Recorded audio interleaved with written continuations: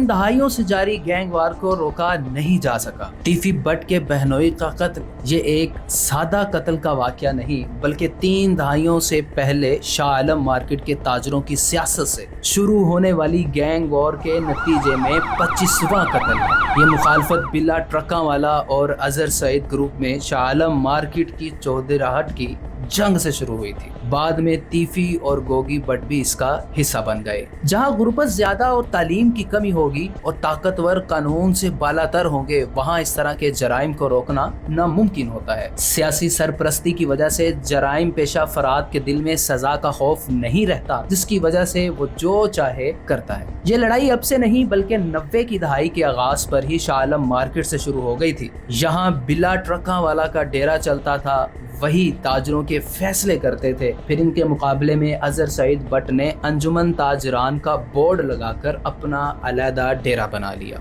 यूं वो बिल्ला ट्रका वाले के मुकाबले में अपना ताजर ग्रुप खड़ा करने में कामयाब हो गए। गवाल मंडी में तारीफ गुलशन उर्फ तीफी बट और उनके बड़े भाई अतहर गुलशन और कजन अकील बट उर्फ गोगी बट खुद को पहलवान कहलवाते थे। जब ताजरों के धड़े बने तो इनका ग्रुप भी अजहर सईद ग्रुप के साथ बिल्ला ट्रका वाले के मुकाबले में साथ मिल गया। फिर तीफी और गोगी ग्रुप ने बिल्ला ट्रका वाला के 2 बंदे अपने साथ मिला लिए और उनका पहला झगड़ा ताजरों के इंतखाबात में हुआ। कुछ अरसे बाद बिल्ला ट्रका वाले का कत्ल हुआ तो इसका इल्जाम तीफी और गोगी बट पर लगाया गया। उसके बाद टीपू ट्रका वाला जो बिल्ले का बेटा था, उसने बाप का बदला लेने की ठान ली। जब तीफी के 2 बंदे कत्ल हुए तो उसका इल्जाम टीपू ट्रका वाले पर लगाया गया। फिर कुछ साल पहले जब टीपू ट्रका वाले को लाहौर एयरपोर्ट पर दुबई जाते हुए कत्ल किया गया तो इसका मुकदमा भी तीफी और गोगी बट के खिलाफ दर्ज हुआ। उसके बाद भी तीफी और गोगी बट के कई बंदे कत्ल हुए।